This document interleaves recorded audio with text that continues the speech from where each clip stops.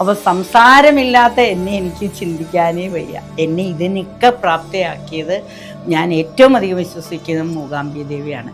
അവിടുന്ന് ഗണപതിയുടെ ആ അഭിഷേക തീർത്ഥം എന്ന് പറഞ്ഞാൽ എന്തൊരു പുണ്യമാണെന്നറിയാം. അതിൻ്റെ സ്വാദ് ഒരിക്കലും പറയാൻ കഴിയില്ല. സ്വാദല്ല, അതിൽ ദൈവിക ഗുണം. കാരണം ആ പീഠം, ആ തീർത്ഥം വീഴുമ്പോൾ ഞാൻ അറിയാതെ എൻ്റെ എല്ലാ പാപങ്ങളും, മനുഷ്യനല്ലേ, പാപങ്ങൾ അറിഞ്ഞും അറിയാതെയും ഒക്കെ ചെയ്തിട്ടുണ്ടാവും. എല്ലാ പാപങ്ങളും ഇങ്ങനെ ഒഴുകി ഒഴുകി ഒഴുകി പോകുന്നത് പോലെ 4 മാസമായിട്ടും ഇതുവരെ ഒരു പ്രഷറിനൊരു ഗുളിക കഴിക്കലുണ്ടായിരുന്നു, അതുപോലും ഇപ്പോഴില്ല. അമ്മയുടെ അനുഗ്രഹം കൊണ്ട് അമ്മയെക്കുറിച്ച് പറയാൻ കിട്ടുന്ന അവസരം തന്നെ പുണ്യമാണ്. തീർത്ഥസ്നാനം എന്ന് പറയുന്നത് അമ്മയുടെ ആ അഭിഷേക തീർത്ഥവും പിന്നെ അവിടുത്തെ കിണറ്റിലെ വെള്ളം കൂടി ചേർത്ത ആ തീർത്ഥം. മൂകാംബിക അമ്മ ടീച്ചറെ നമസ്കാരം. നമസ്കാരം. നമ്മൾക്ക് എത്ര പറഞ്ഞാലും മതിവരാത്ത, എത്ര കേട്ടുകഴിഞ്ഞാലും മതിവരാത്ത നമ്മുടെ അമ്മയാണ് മൂകാംബിക അമ്മ. മഹാകാളി സങ്കല്പങ്ങളിൽ, ഭദ്രകാളി സങ്കല്പങ്ങളിൽ വിശ്വസിക്കുന്നതും പോകുന്നതുമായിട്ടുള്ള നിരവധി അമ്പലങ്ങൾ കേരളത്തിനകത്തുണ്ട്. കൊടുങ്ങല്ലൂർ, ചോറ്റാനിക്കര, തിരുമാനാംകുന്ന്, ഇങ്ങനെ പല അമ്പലങ്ങളിലും പല ആൾക്കാരും പല ആവശ്യങ്ങൾ വരുന്ന സമയത്തും അല്ലാതെയും അമ്മയെ വിളിക്കാറുണ്ട്. പക്ഷേ നമ്മൾ എവിടെയൊക്കെ പോയാലും നമ്മളെ ഹെഡ് ഓഫീസ് എന്ന് പറയുന്നത്, നമ്മൾ ഓടിയെത്തുന്നത് നമ്മുടെ മൂകാംബിക അമ്മ. ഒരുപാട് പേർക്ക്, എന്നാൽ എല്ലാ ദിവസവും നട തുറക്കുന്ന സമയങ്ങളിൽ ഒരു മലയാളി പോലും ഇല്ലാത്ത ഒരു നേരമില്ല എന്നുള്ളതാണ്. അമ്മ കേരളത്തിനകത്ത് വരാൻ പറ്റിയിട്ടില്ലെങ്കിലും കേരളക്കാർ ഏറ്റവും കൂടുതൽ പോകുന്ന, വിശ്വസിക്കുന്ന അമ്മ. അമ്മയെപ്പറ്റി ഒരുപാട് ഡൗട്ടുകളുണ്ട്. ഞാനും ടീച്ചറുമായിട്ട് ഒരു 2 വർഷം മുൻപ്, 1.5 വർഷം മുൻപ് നമ്മൾ ABCയിലൊരു ഇൻ്റർവ്യൂ ചെയ്തിട്ടുണ്ടായിരുന്നു മൂകാംബിക അമ്മ. അതിൽ ഒരുപാട് പേര് എന്നെ പേഴ്സണലി വിളിച്ചു. മൂകാംബിക അമ്മയുടെ അടുത്ത് പോകുമ്പോൾ എങ്ങനെയാണ് പോകേണ്ടത്, മൂകാംബിക അമ്മയുടെ കഷായം. അപ്പോൾ മൂകാംബിക അമ്മയും അത്ഭുത കഷായം എന്നാണ് പറയുന്നത്. അമ്മ ഒന്ന് വിവരിക്കാമോ? മൂകാംബിക അമ്മ എന്ന് പറയുമ്പോൾ എനിക്ക് എൻ്റെ പെറ്റമ്മയെ പോലെ തന്നെയാണ്. കാരണം ഏത് ആവശ്യത്തിന് ചെന്നാലും ഒരിക്കലും ഒരു നിരാശ അനുഭവിക്കാതെ വരാം. പിന്നെ യാത്ര നമുക്ക് സ്റ്റെപ്പ് ഒന്നും കയറാതെ വേഗം ചെന്ന് തൊഴുത് വരാൻ പറ്റുന്ന കാര്യം. കുടജാദ്രിയിൽ അല്പം ബുദ്ധിമുട്ടുണ്ടെങ്കിൽ പോലും താഴെ പോയാൽ എല്ലാം കാണാം എന്നുള്ളൊരു വിശ്വാസത്തിൽ എനിക്ക് ഒരുപാട് അനുഭവങ്ങൾ അമ്മ നൽകിയിട്ടുണ്ട്. അതിൽ ഏറ്റവും അടുത്തൊരു അനുഭവം പറഞ്ഞുകൊണ്ട് ഞാൻ ഇതിലേക്ക് വരാം. എനിക്ക് ഈ കഴിഞ്ഞ കുറച്ച് നാളുകൾക്ക് മുമ്പ് ഒരു സ്ട്രോക്ക് പോലെ വന്നു. എൻ്റെ പെടലി ഒന്ന് കട്ട് ചെയ്യണം, അവിടെ ഒരു ഇതുണ്ട്, വീക്കായിപ്പോയി, ഞരമ്പ് വീക്കായിപ്പോയി, കട്ട് ചെയ്യണം, അതിൽ എന്നിട്ട് ട്യൂബ് ഇടണം എന്നൊക്കെ പറഞ്ഞു. ഒരു നവാഹം കഴിഞ്ഞ് ഞാൻ പെട്ടെന്ന് വീഴുകയാണ്. ഉടനെ ലൈറ്റ്ഷോളിൽ അഡ്മിറ്റായി. 4 ദിവസം അവിടെ അഡ്മിറ്റായപ്പോൾ അവർ പറഞ്ഞു ഇനി അത് കട്ട് ചെയ്യാൻ വരണം എന്ന് പറഞ്ഞു. ശബ്ദമില്ലാത്ത എന്നെക്കുറിച്ച് എനിക്ക് ചിന്തിക്കാനേ വയ്യ. 30 വർഷം ടീച്ചറായിട്ട് പിന്നെ അന്ന് മുതൽ ഇന്ന് വരെ സംസാരം കൊണ്ട് മാത്രം ജീവിക്കുന്ന ആളാണ് ഞാൻ. അപ്പോൾ സംസാരമില്ലാത്ത എന്നെ എനിക്ക് ചിന്തിക്കാനേ വയ്യ. എന്നെ ഇതിനൊക്കെ പ്രാപ്തയാക്കിയത് ഞാൻ ഏറ്റവും അധികം വിശ്വസിക്കുന്നത് മൂകാംബിക ദേവിയാണ്. ഞാൻ ഡിസ്ചാർജ് വാങ്ങി അവിടെ നിന്ന് പോന്നു. ഞാൻ നേരെ മൂകാംബിയിലേക്കാണ് പോയത്. ഞാൻ പറഞ്ഞു എനിക്ക് എൻ്റെ അമ്മയുണ്ട്, അമ്മ എന്നിട്ടാവാൻ ഞാൻ ഇത് വേണോ, സർജറി വേണോ എന്നൊക്കെ തീരുമാനിക്കാം. 10 ലക്ഷം രൂപയാണ് പറഞ്ഞത്.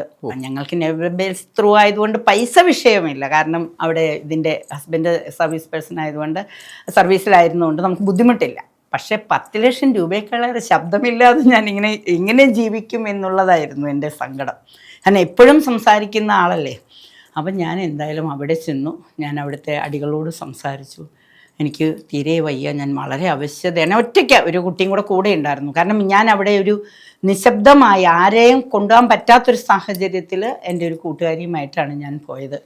അങ്ങനെ ചെന്നു അടികളോട് പറഞ്ഞു ഞാൻ വരെ എനിക്കവിടെ ഭജനമിരിക്കണം എന്ന് പറഞ്ഞു. ഇപ്പോഴും എനിക്ക് പറഞ്ഞറിയിക്കാൻ കഴിയില്ല. അവിടുത്തെ അടികൾ അകത്ത് തിരുമേനി ആ ശിവേലി ഇറങ്ങുന്ന സമയത്ത് ശിവേലിയോടൊപ്പം നമ്മളെ നടത്തിയിട്ട് അവിടെ ശിവേലി ഒന്ന് പുറത്തേക്ക് ഇറങ്ങിയ സമയത്തൊന്ന് നടക്കാൻ നിന്നിട്ട് എന്നോട് പറഞ്ഞു, സങ്കല്പം പറയാൻ പറഞ്ഞു. എനിക്ക് അമ്മയുടെ അടുത്ത് വരണം. ഈ ശബ്ദം നിലച്ചാൽ പിന്നെ ഞാനും നിലച്ചതായിട്ടാവട്ടെ. അതുവരെ 67 വയസ്സായി. ഇത് സന്തോഷമേ ഉള്ളൂ. അമ്മ തന്ന എല്ലാ സൗഭാഗ്യങ്ങൾക്കും സന്തോഷമേ ഉള്ളൂ.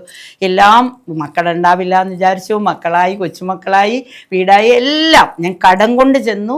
ഒരുപാട് സമ്പത്തുമായിട്ട് ഞാൻ സന്തോഷമായിട്ടിരിക്കുകയാണ്. പക്ഷേ ശബ്ദമാണ് എൻ്റെ സമ്പത്ത് എന്നും കൂടി ഞാൻ കരുതി അമ്മയുടെയൊക്കെ ചെന്നു. ആ അടികൾ എന്നോട് അവിടെ വെച്ച് സംസാരിച്ചു. ഇങ്ങനെ പറയാൻ പറഞ്ഞു, അമ്മയോടെല്ലാം ഏറ്റു പറയാൻ പറഞ്ഞു.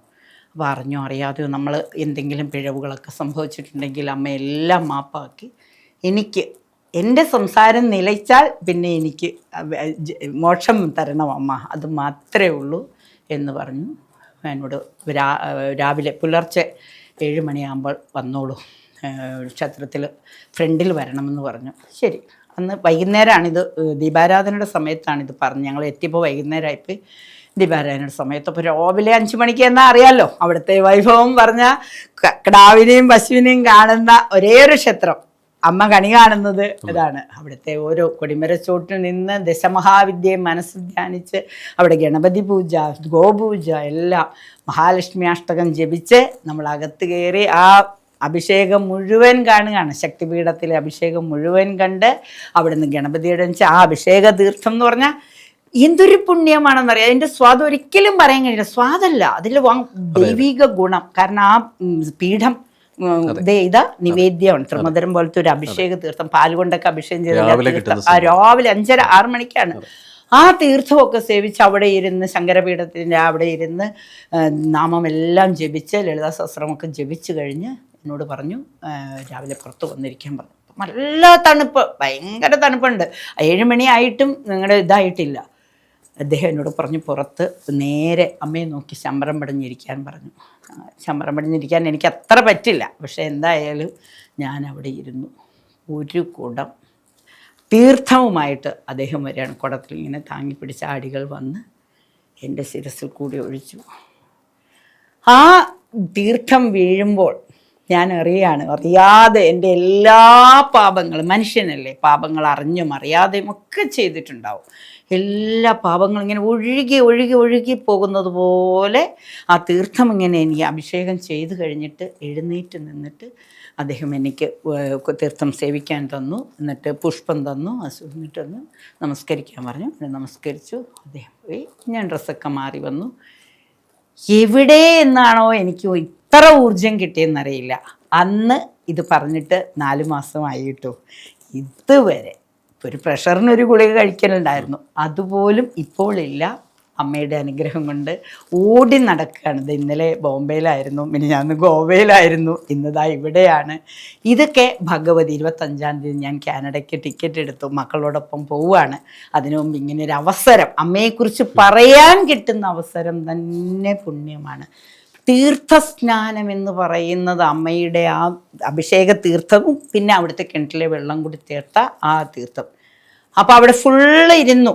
അവിടെ ഓരോന്നും ചെയ്യുമ്പോൾ എൻ്റെ കൂടെ ഞാൻ പറഞ്ഞു ഒരു കുട്ടി വന്നിരുന്നു. അതിൻ്റെ ദേഹം നിറച്ച് പോളങ്ങളായിരുന്നു. കാനഡയിൽ നിന്ന് വന്നതാണ്, ഒരു 27 വയസ്സുള്ള കുട്ടി.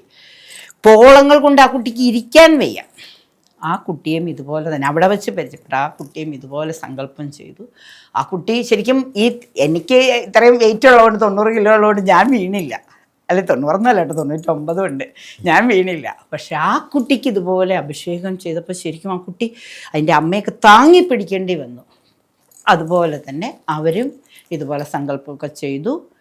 ഞാൻ എൻ്റെ അനുഭവം മാത്രമല്ല, എൻ്റെ ഹസ്ബൻഡിന് ഇതുപോലെ അങ്ങനെ ഒരുപാട് പേർക്ക് അവിടെ അമ്മയുടെ അടുത്ത് ചെന്ന് ഈ തീർത്ഥസ്നാനം ചെയ്യുക എന്ന് പറയുന്ന ഒരു പുതിയ രീതിയാണ്. അവിടെ ഒരുപാട് പേർക്ക് ചെയ്യുന്നുണ്ട്. അത് കണ്ട് നമ്മളും ചെയ്തതാണ്. എന്തൊരു എനർജിയാണെന്നറിയാമോ. അപ്പോൾ അമ്മയുടെ കിണറ്റിൽ അല്ലെങ്കിൽ തീർത്ഥത്തിന് ഇത്രമാത്രം പുണ്യമുണ്ടെങ്കിൽ, ഇത്രയും നമ്മളെ ഊർജ്ജസ്വലരാക്കാൻ കഴിയുമെങ്കിൽ, ആ അവസാനത്തെ എത്രയോ മൂലികകൾ ചേർത്ത ആ കഷായം, അതായത് മൂകാംബികയിൽ വരുന്ന ജനത്തിന് ഒരളവുണ്ടോ? അത്രയും ജനങ്ങളുടെ ആഗ്രഹങ്ങൾ അമ്മ സാധിച്ചു കൊടുക്കുകയാണ്. അതായത് അത്രയും പേരിലെ നെഗറ്റീവ്സ് അമ്മ ഏറ്റെടുത്തിട്ട് ഇവരെ പോസിറ്റീവ് ആക്കാണ്. ഗിവ് ആൻഡ് ടേക്ക് അല്ലേ? ആ പോസിറ്റീവ് എനർജി നമ്മൾക്ക് തരുമ്പോൾ അമ്മയിൽ ഒരു നെഗറ്റീവ്സും വരാതിരിക്കാനാണ് ഈ മൂലികകൾ ചേർത്ത കഷായം ചെയ്യുന്നത്.